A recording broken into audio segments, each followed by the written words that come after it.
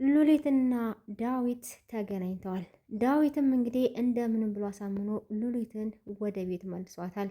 ሔዋንም በደስታ አብዳለች። ባንቴኑ የሮዛን ድራማ ለዳዊት ላንተ ብቻ አይደለችም ሚስቱ ለእኔ ሚስቴ ናት ብሎ ነግሮታል። ዳዊት ሉሊትን ወደ ቤተሰቦቿ ወስዷታል። ሰላም ጤና ይስጥልኝ። ውድና የተከበራችሁ ውድ ቻናል ቤተሰቦች የምወዳችሁ የሀገሬ ልጆች እንዴት ናችሁ? ደህና ናችሁ ወይን? እግዚአብሔር ይመስገን በጣም ደህና ነኝ። ሁላችሁም በያላችሁበት የዓለም ዙሪያ ሰላማችሁ ብዝት ትርፍርፍ ይበልኝ እያልኩ ዛሬም እንደተለመደው ትንሿ ሙሽራ ተከታታይ ድራማን ይዤላችሁ መጥቻለሁ። ለቤት አዲስ የሆናችሁ ሰብስክራይብ እንዲሁም ላይክ ያደረጋችሁ አበረታቱኝ። የምታበረታቱኝ ሁላችሁንም ከልብ አመሰግናለሁ።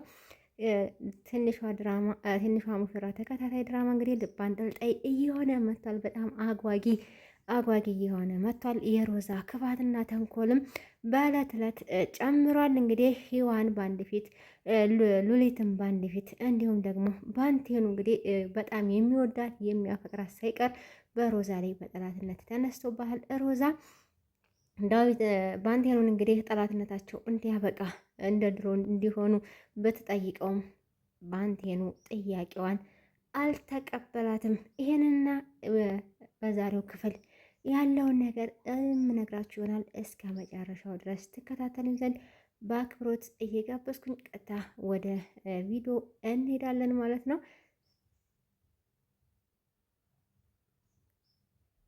ባለፈው ክፍል እንግዲህ ባንቴኑ ሉሊትን አግኝቶ ለዳዊት እንግዲህ ያለችበትን አካባቢ አድራሻ ቴክስት ጽፎለት ነበረ። ነገር ግን ዳዊት ቢጠራጠርም በሉሊት የሚጨክን አንጀት ስለሌለው በሱ መሰረት ሄዶ ሉሊትን አግኝቷት መንገድ ላይ ቆመው ነበር ያለቀው። ዛሬም እንግዲህ ስለተገናኙ ወንድሜ እንዴት መጣ ምናምን ብላ ጠይቀው ከእናንተ ናፍቆት ውጭ ደህና ነኝ ማለት ይቻላል። በጣም ደህና ነኝ በቃ አሁን ወደ ቤት መመለስ አለብን ብሎ ዳዊት ሉሊትን ሲነግራት፣ አይ በፍጹም መመለስ አልችልም፣ ምክንያቱም በእኔ ምክንያት ሮዛና አንተ እንድትጣሉ አልፈልግም። ሮዛና አንተ ተቃራኒ ናችሁ።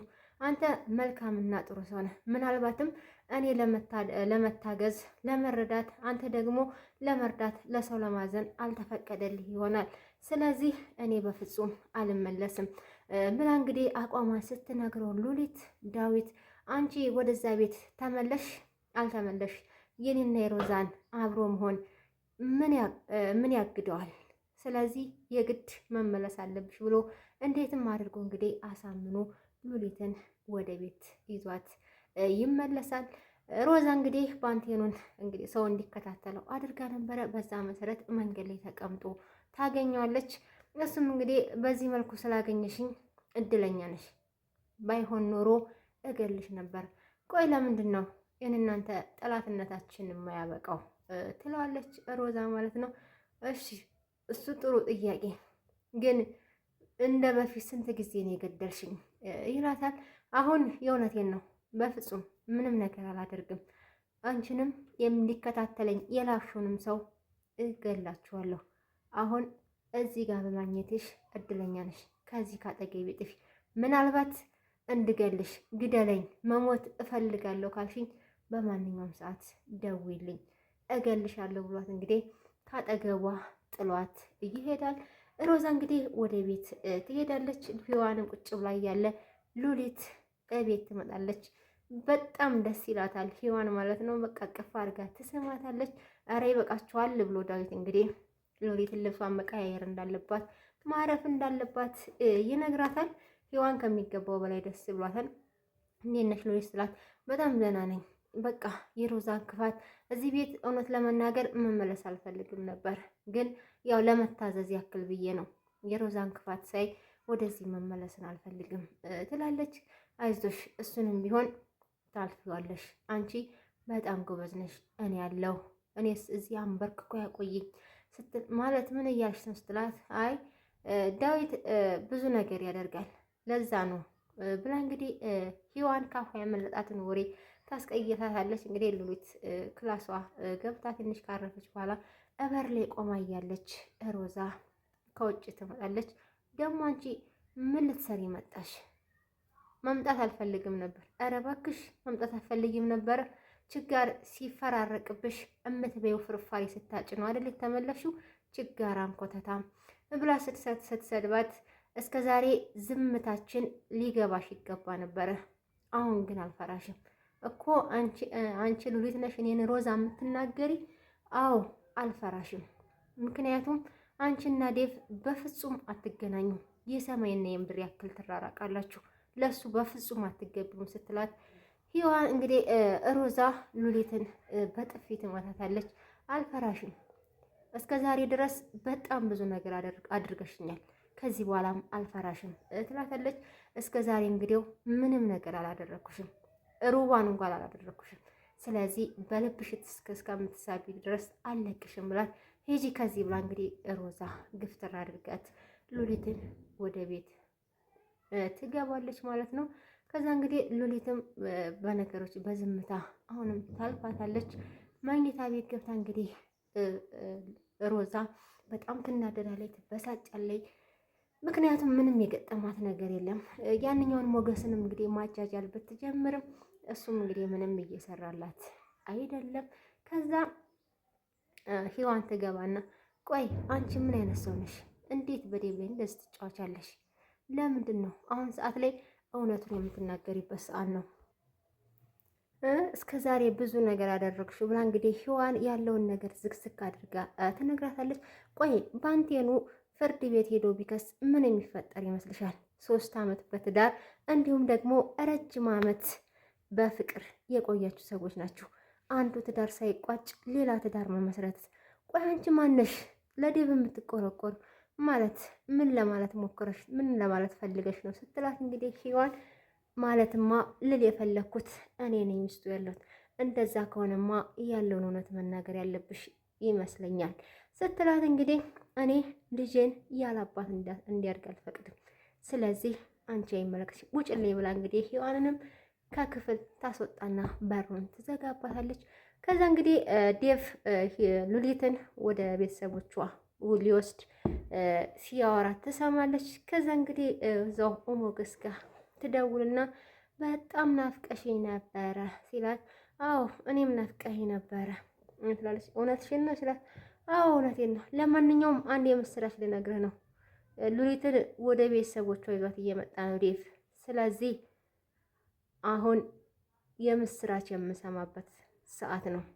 ምንም ነገር አድርግ፣ ምን እንዳደርግ ነው የፈለግሽው ሲላት፣ የፈለግከውን አድርግ፣ ምንም ብታደርግ ግድ አይሰጠኝም ብላ እንግዲህ ትእዛዝ ትሰጠውና ስልኩን ትዘጋለች። ከዛ ዳዊት የምስቅበትን እድል ስላመቻቸልኝ አመሰግን። አቤት ተንኮል! ገና ማሸነፏን ሳታውቅ ገና ስኬቷን ሳታይ ከወዲሁ እንግዲህ ደስታ። ተንኮለኛ በዛው ተንኮሉን ሲወልድ በዛው ዝቅ ሲል መቼም አይቀየርም። እንግዲህ ሮዛ እያንዳንዱ እውነት ብትነግረው ጥሩ ነበር። ሂዋንም ያለችው ያንን ነው። ምክንያቱም እውነቱን ብትነግሪው ስትላት ከኔም ሰማው ከሌላም ሰማው ምንም የሆነው የሚፈጠረው ነገር ብላት እንግዲህ እሷ አንዴ ዳዊትን አስወግዳ ገንዘብ ወይ ደግሞ ሀብቱን ሰብስባ መሄድ ነው የፈለገችው። ያው ግን ክፋተኛን ስለማይሳካላት ሮዛ ያው እንግዲህ ባንቴኑ ሊቀድማት ነው። ከዛ እንግዲህ ይሄዳሉ። ሂዋንም ባንቴኑ ጠርቷት ወደ ባንቴኑ ትሄዳለች። እንዴት ነው የምታምሩ እያለ ከርቀት ሲያት ገና በውበቷ እየተደነቀ እየተደመመ ይሄዳል። ሂዋኔ ብለህ አትጥራኝም ብለው ነበር። እሱ ግን በአንቺ ምክንያት ነው ቆሜ እንዲሄድ የሆንኩት፣ ስለዚህ እንዴት መጥራት አልችልም ብሎ እንግዲህ ያቆለማምጣታል። ከዛ እንግዲህ ያው ሱስም ሊጀምር ነበረ የሉሊትን ምክር እያስታወሰ ግን ሱሱን አልጀመረም። ምሳሌ ጋብዛት ነበረ። ከዛ ስለ ሉሊት ስትመለስ ወደ ቤት ሮዛ ምን አይነት ፊት ነበራት ብሎ ሲጠይቃት ባንቴኑ አይ በጣም ደስ ብሏት ነበረ። አይ እሷ ስትናደድ ስትዋረድ ማየት የሚያስደስት ነገር ምን አለ? ታይ እንግዲያው ሉሊት ስትመጣ በጣም ደስ ብሏት ነበር ምናምን ብላ እንግዲህ ሂዋን ቀይራ ጋ ነበረ የነገረችው። ከዛ እንዴት እንደዛ ሆነ? ሄደዋል እኮ ሉሊትና ባንቴኑ። ወዴት ነው የሄዱት እንዴ? ቤተሰቦቿ ጋር ይዟት ሄዷል ማለት ለምን? አይ ይመለሳሉ እኮ ችግር ላይ ናቸው፣ አደጋ ላይ ናቸው ብሎ ስልክ ሲደውል ስልኩም አይሰራም። ከዛ እንግዲህ ይቅርታ ሂዋን ምሳውን ሌላ ጊዜ ጋብዝሻለሁ ብሎ ባንቴኑ እየበረረ ወደ እነ ሉሊት ጋር ይሄዳል። ሉሊት እንግዲህ ያው የምስራች ትጠብቃለሁ ስልኩን አንሳው ሞገስ እያለች ሮዛ ተደጋጋሚ ትደውላለች።